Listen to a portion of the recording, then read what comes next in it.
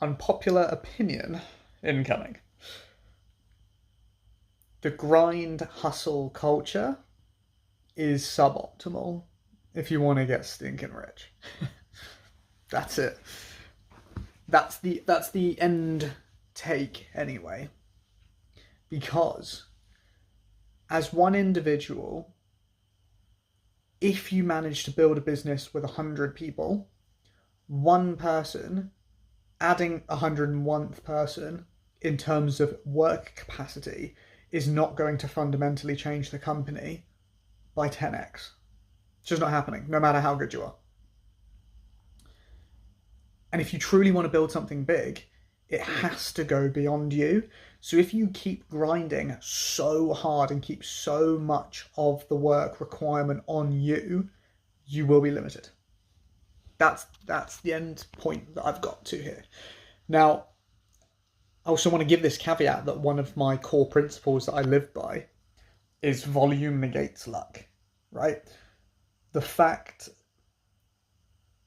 that we will never make a lack of preparation or a lack of effort the reason as to why we do not succeed.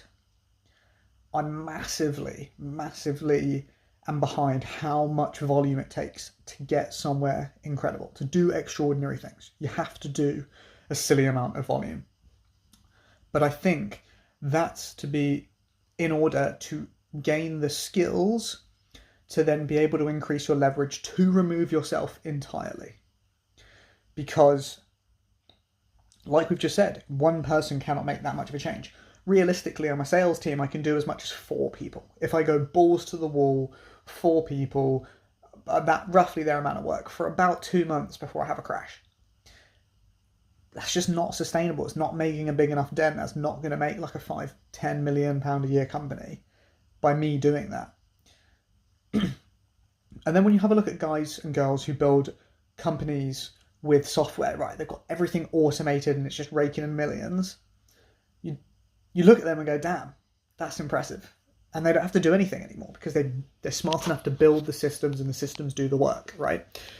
And you can do that with employees too. Now, you will have to put people in place to look after those people to make sure that they are being held accountable for the work that they're doing, that they're enjoying it, that they're having reviews and all this sort of stuff, and that the systems are in place. But that doesn't have to be you. And I think that's the way that I'm going to move forward, is to build a system robust enough that it doesn't require my excellence. I'm not saying that's to my own horn, but most beginner entrepreneurs will do this, is they will do the calculations of their company based on their numbers. And you know what, they might halve their conversion rate and then test the number on that.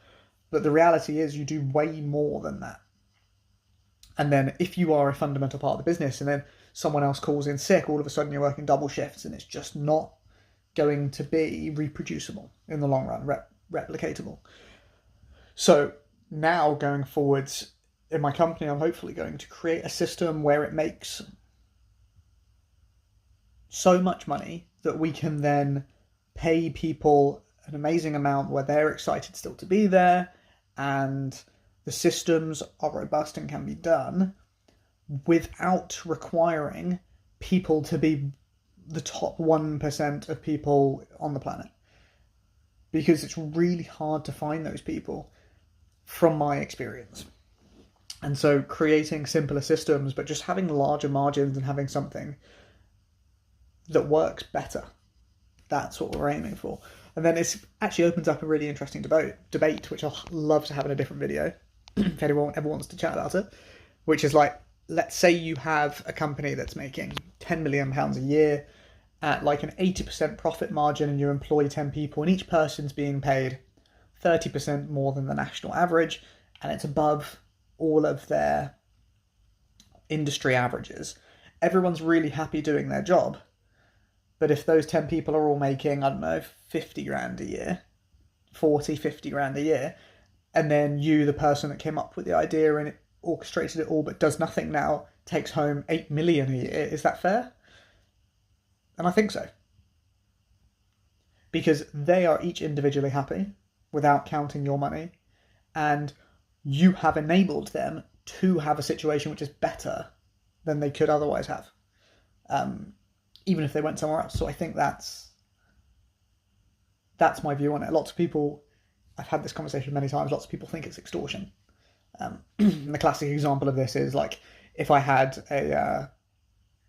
bought a car off of someone for £1,000, they were really happy about it, and then I sold it for 100,000, that's unfair and I extorted the first person and blah, blah, blah, blah.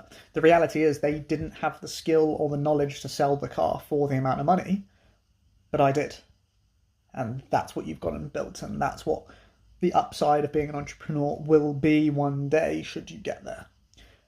But to get there, I think you do have to accept the grind and the hustle culture to develop the skills to be able to do it, but it'll only get you so far. In that, if you don't have the leverage of other people's assistance or code or media, realistically all three, and of course capital later down the line, that you just won't ever build anything big. And by big, I mean like more than 7 figures a year. So like $1 million a year plus. I think you can get to $1 million a year just by yourself. I have seen that with a friend of mine who started 10 months ago, 12 months ago, something like that. He's now doing $1 million a year. Oh no, it's about £1 million a year, roughly. But it's not just him anymore. But he definitely could do all of the workload himself, but his life would be utterly miserable, and then he would stop. And that's why it's a stupid idea.